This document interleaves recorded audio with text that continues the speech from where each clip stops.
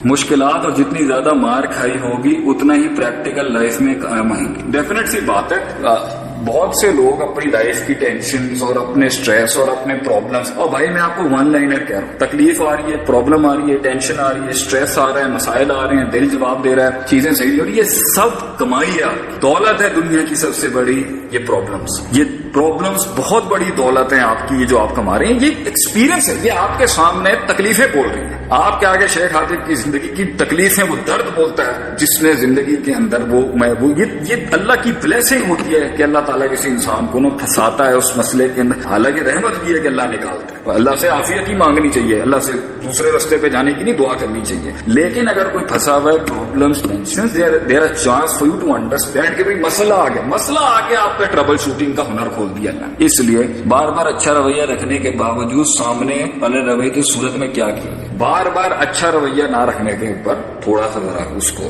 گھی ٹیڑھی انگلی سے نکالنے کی کوشش کریں. ہر جگہ اچھا رویہ جو ہے نا وہ مضر صحت ہو جاتا ہے. اچھا کہیں پہ اچھا رویہ ہی وہ ٹیڑھا رویہ ہو تو اس کے اندر بھی بہت تدرج ہیں, بہت سے اسٹیشنز ہیں. کہیں پر بات چیت کم کی جائے, کہیں پہ احساس دلایا جائے, کہیں پہ خاموشیاں اپنائی جائیں, کہیں پر تھوڑا سا پش بیک کر لیا جائے اپنے آپ کو, کہیں پہ تھوڑی سی ناراضگی کا اظہار, تھوڑا ڈسٹینس کیا جائے, تھوڑا پیچھے ہٹا جائے, ہنسی مذاق تھوڑا کم کیا جائے, ریزرو کیا جائے. یہ اسٹیجز ہوتی ہیں جس کے بعد اگلے کو, اگر اگلا رشتہ چاہتا ہے تو وہ سمجھ جائے. اگر اگلا رشتہ ہی نہیں چاہتا یا رشتے میں اتنی ڈومینیشن ہے اس کی کہ وہ کہتا ہے کہ میں ہلکی سی بھی فلکچویشن آپ کے ایٹیٹیوڈ کی برداشت نہیں کروں گا, بھائی پھر یہ رشتے کی بنیادی غلط ہے. مگر اگر وہ رحم کے رشتے ہیں, خونی رشتے ہیں, تو بھائی پھر اس کو وہاں تک رکھیں کہ وہ آپ کو ہرٹ نہ کریں, آپ ان کو ہرٹ نہ کریں. سلام دعا خراب قطع رحمی نہیں ہونی چاہیے آپ کی کسی لحاظ سے بھی. فکر کے انداز, فکر کیسے عطا کیجیے, فکر کو انداز فکر کیسے عطا کیجیے, فکر کو انداز فکر کیسے عطا کیجیے. اچھا, اپنے آپ کو کیسے پہچانے, کیسے ملے اپنے آپ سے. میرے بھائی بہت لیزی طبیعت کا انسان ہوں, کیا اس کا کوئی حل ہے؟ دیکھیں انسان کے اندر جو لیزینس ہے, جو کمزوری ہے,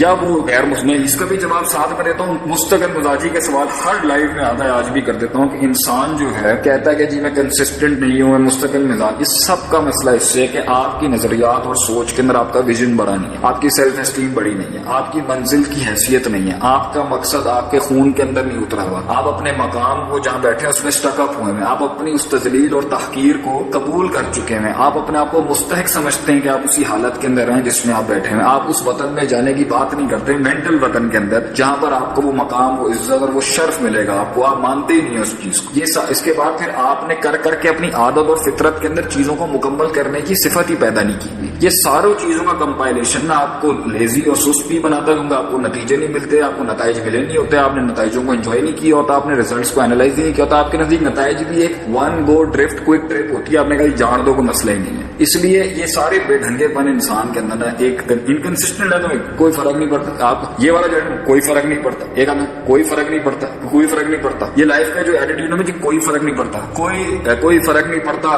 بدنامی کا فرق نہیں پڑتا, ہار کا فرق نہیں پڑتا, جیت کا فرق نہیں پڑتا, ٹھیک ہے, معاملات کا فرق نہیں پڑتا, معاشرت میں فرق نہیں پڑتا, لوگ میرے بارے میں فرق نہیں پڑتا. یہ ساری چیزیں مل کے نا انسان کو انکنسسٹنٹ, مستقل مزاج اور کاہل بنا. کیا چیز اٹھائے گی؟ عزت, اپنی عزت, احترام, وقت کا احترام, اللہ کی قدر, مقصد کی قدر, منزل کی قدر, منزل کی حیثیت, رستوں کی حیثیت, رستوں کی پہچان, ان رستوں کو ایک پہچان کو ایک رستوں کو پہچان دینے کا مسئلہ. پھر اپنے مقام, اپنی جگہ پر جہاں پر کھڑا ہے اس سے نفرت کے میں کہاں تک لے کے جاؤں گا, اسفلا سافلین سے آسن تکوین کی طرف نظر تدبر تذکر. یہ چیزیں انسان کو پھر مجبور کرتی ہیں کرنے کے لیے, اور پھر کر کر کے حدیث میں آتا ہے علم تعلم, علم پڑھنے پڑھانے سے آتا ہے, صبر و تصبر, صبر کرانے سے آتا ہے, اور حلم تحلم, عاجزی انکساری اپنانے سے آتی ہے. کر کے انسان میں مزاج بن جاتا ہے, کر کے مزاج بن جاتا ہے اس کو. جب آپ کرنا ہی یہی ہوتا ہے تو بن جاتا ہے. یہ ساری چیزیں کانسٹیٹیوٹ کرتی ہیں انسان کی لیزینس, پروکریسٹینیشن, اور انسان کی مستقل مزاجی کو بیلنس رکھنے کے لیے اور اوپر اٹھانے کے لیے. دین میں مستقل مزاجی کیسے آ سکتا ہے؟ دین کا مسئلہ مستقل مزاجی نہیں, مستقل مزاجی ہر مسئلے کے اندر ہے, چاہے دین کا مسئلہ اور دنیا کا مسئلہ. جب آپ ایموشنل کسی چیز کو اپروچ کریں گے نا, جذباتی لحاظ سے, ایموشنلی لحاظ سے, ایموشنل ایلیمنٹ سے اگر آپ اٹیچ ہوتے ہیں نا کسی چیز کے ساتھ, تو ایموشنز اوپر ہوئے تو آپ کی اس کے ساتھ ایکٹیویٹی اور تحریک اور متحرک بنا بھی اسی وقت اونچا ہو جائے گا. جب ایموشن ڈاؤن ورڈ اس میں نوشن ایموشن میں ہوں گے آپ بھی نیچے بیٹھ جائیں گے بالکل. اس لیے اپنے اندر پرنسپلز پیدا کریں, پرسپشنز پیدا کریں, نظریات اور عقیدے پیدا کریں. امید بڑی بن گئی اس سے, ہوپ فل بڑا ہوا میں اس سے, یا میں ہوپ لیس بہت ہوا اس سے. نہ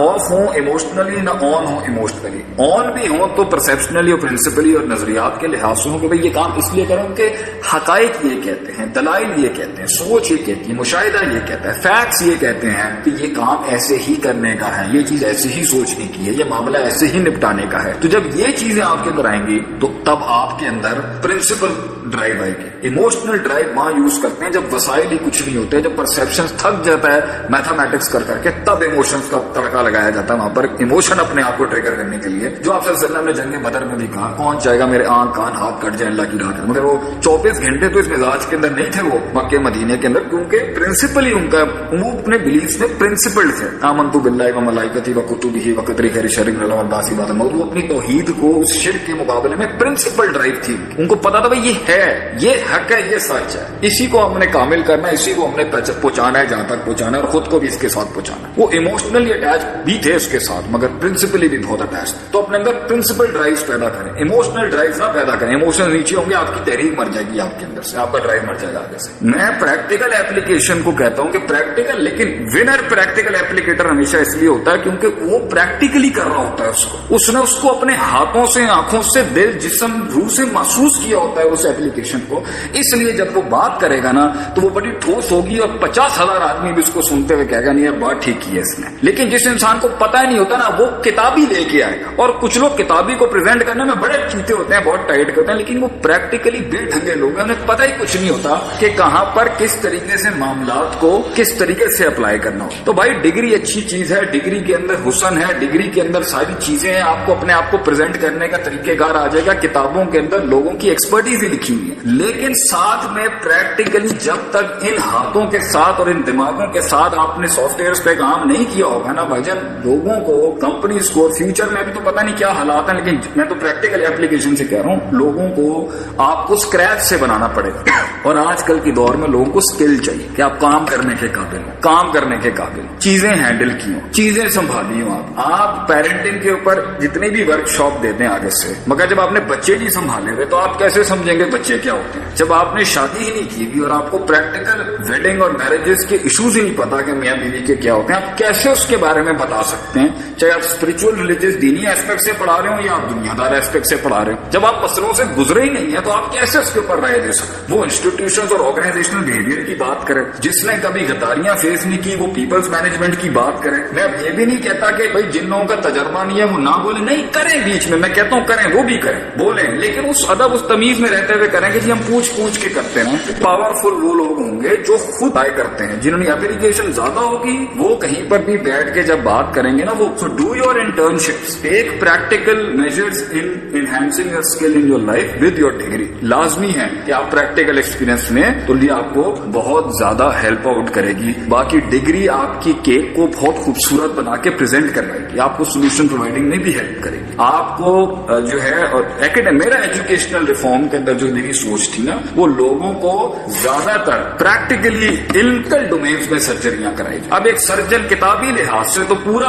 انسان ڈائسیکٹ کر سکتا ہے, مگر اس نے سرجری نہیں کی کبھی کسی بڑے کے ساتھ, وہ کیسے کسی کا ڈائگنوز کر سکتا. تو یہ بڑی آپ کچھ لوگ ہیں انہوں نے compression ratio, oil pistons, cam shaft, crank shaft, ان کو پتہ ہی کچھ نہیں ہے کہ الیکٹرانک فیول انجیکشن کیا ہوتا ہے. پھر آپ تک اب دیکھیں ہم انجینئر نہیں ہیں لیکن ہمارا فیملی بزنس جو ہے وہ یہ اسپیئر پارٹس کا ہے. یہ ہیوی انڈسٹریل انجنس کے اندر ہم لوگ تقریباً 100 kVA سے لے کے 2 میگا واٹ تک کے پاور جنریشن کی ہمارے پاس ڈسٹریبیوٹرشپس کی ایجنسیاں بھی ہیں الحمدللہ سے. میرے فیملی کا جو بزنس ہے, میں تو اس فیلڈ میں نہیں گیا, میں تو آ گیا ادھر پڑھانے کے اندر. تو ہمیں آتا ہے سب کچھ ہے, پسٹن کیا ہوتا ہے, ڈوم کیا ہوتا ہے, اس پر کمپریشن ریشیو کیا ہوتا ہے, ان کے آئل رنگ کیا ہوتے ہیں, پھر اس کے اوپر ڈوم کے اوپر کے فلیٹ ڈومز ہوتے ہیں, کوئی یہ ڈوم ہوتے ہیں, پھر اس کے اوپر الیکٹرانیکل فیول انجیکشن. ہم نے دیکھا بہت ہے, کیا بہت. تو ہم سیمنز کے انجینئرز ہوں, کتنی بھی بڑی بڑی کمپنیوں کے گریجویٹ انجینئروں کے ساتھ بیٹھ کے بات کرتے ہیں, وہ بھی انجوائے کر سکتے ہیں آگے سے. پہلے ابھی جیسے جن واکر ایک انجن آیا ہے, اس کی اسٹارٹنگ ہی 30-35 منٹ کے اندر ہوتی ہے, اس کی سیفٹیز اتنی بڑی ہے. پھر اس کے اندر جو یہ آپ کا